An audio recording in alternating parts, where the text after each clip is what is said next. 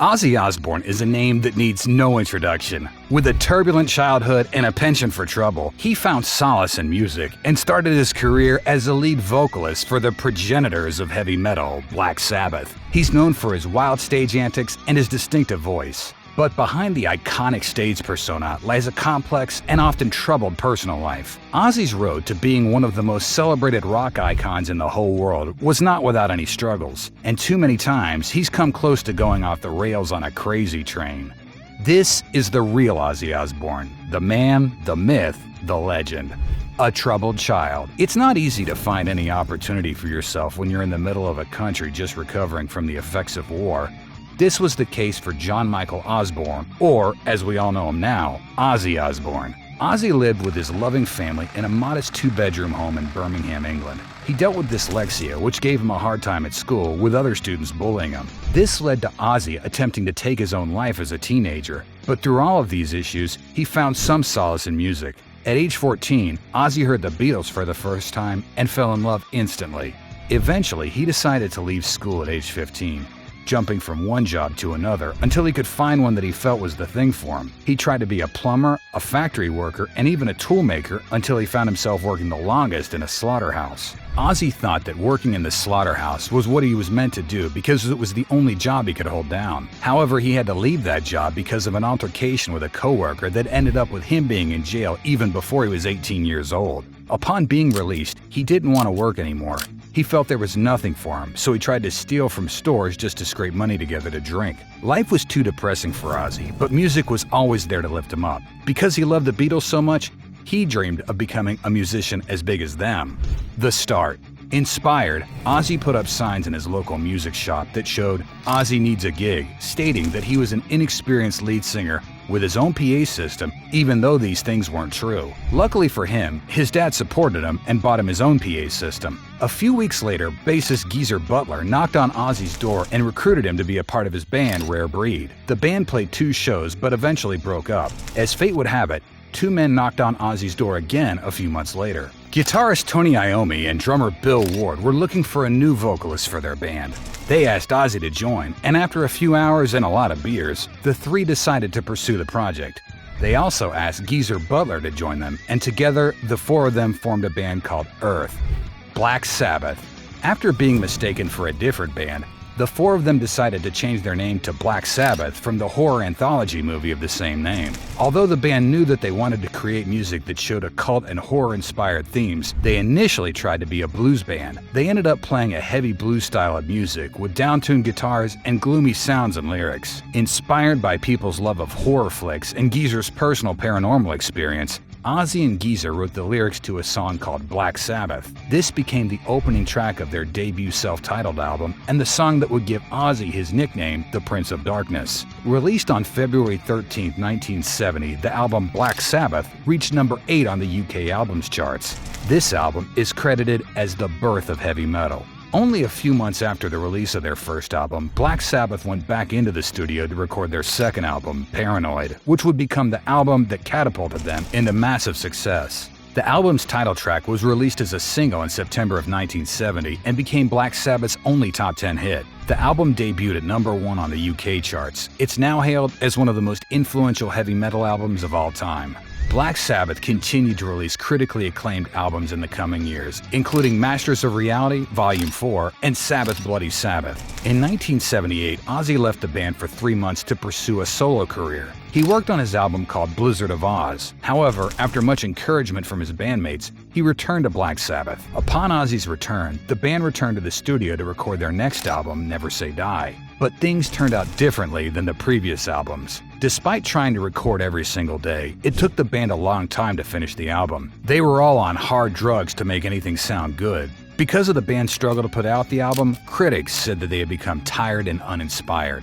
Tensions and conflict became worse between the members. It got so bad that Tony insisted that Ozzy be removed from the band, which Geezer and Bill supported. The 3 members said that Ozzy was becoming more and more unreliable as a band member, which was made more problematic by his alcohol and drug abuse. The band eventually replaced Ozzy with Ronnie James Dio from the band Rainbow. Solo career. Ozzy's dismissal from Black Sabbath almost destroyed them. After getting his share from the band, he locked himself away and spent months just drowning in drugs and alcohol. However, Black Sabbath's manager, Don Arden, signed Ozzy with Jet Records, aiming to record new material with him. Although he was subtly trying to bring Ozzy back to the band, Sharon, the daughter of Don, was sent to where Ozzy was in Los Angeles to look after him and encourage him to come back to music. Sharon would later become Ozzy's wife and manager. It was late 1979 when Ozzy formed a band to pursue his initial plans for Blizzard of Oz. He formed the band of the same name with legendary guitarist Randy Rhoads, but the album was credited solely to Ozzy. Unknown to Ozzy at the start, his solo career would give him the kind of success he was after. Ozzy's second album, Diary of a Madman, further launched him into the spotlight. It was such a great success that his former Black Sabbath bandmate, Bill, admitted he was envious. Ozzy was suddenly coming out of the struggle he'd gone through and was succeeding even more than Black Sabbath did. However, in 1982, tragedy met Ozzy when a light aircraft piloted by their bus driver, Andrew Aycock, carrying Randy Rhoads and their costume designer, Rachel Youngblood, crashed into a mansion's garage. The plane crash killed all three inside the plane. Because he experienced and lived through this horrific death of his friends, Ozzy fell into a deep depression. Despite losing his close friend, Ozzy decided to continue their tour in honor of Randy. He replaced the departed guitarist with Jake E. Lee for his next two albums, until he recruited Zakk Wylde in 1988. Zakk made his debut on Ozzy's album No Rest for the Wicked, and would later become the singer's most well-known guitarist after Rhoads. The rock and roll lifestyle. Ozzy continued his solo career despite all his struggles, and with every album he put out, he became more and more famous and successful. And because he was in the heavy metal scene, his lifestyle followed suit. During his early years as a musician, Ozzy claimed to have taken LSD every day for 2 years, and even got drunk and very stoned every single day. Early in his solo career, Ozzy bit the head off a dove while in a meeting with CBS Records executives. The doves were supposed to be released as a sign of peace, but because Ozzy was so drunk, he grabbed a dove and bit its head off. Due to this controversy, the act of head-biting has been parodied. It's also one act that made Ozzy more famous. In 1982, the famous bat head biting happened. Ozzy thought that the bat was a rubber toy.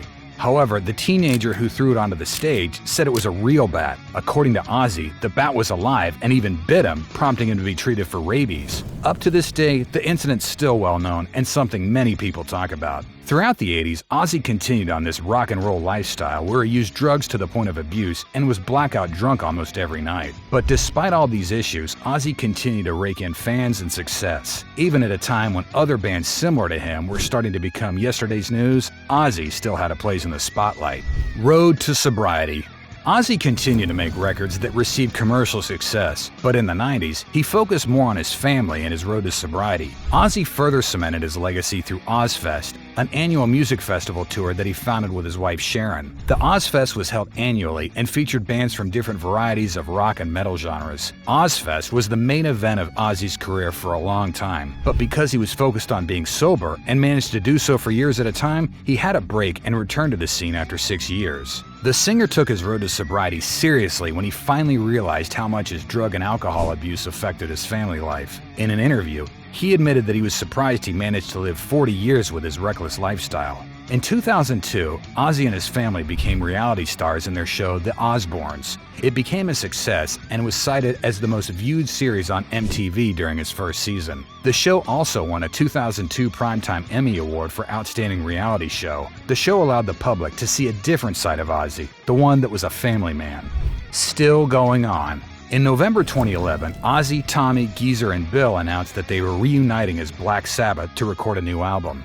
The band released their final album, 13, in 2013, and would continue touring the world for the next few years until they announced their disbandment through social media in March of 2017. In 2020, Ozzy released his first studio album in almost 10 years called Ordinary Man. It received positive reviews and even peaked on music charts in the UK. After 2 years, he released another album, Patient No. 9, which also received positive reviews from music critics. After more than 50 years of performing as a musician, Ozzy retired from touring in 2023.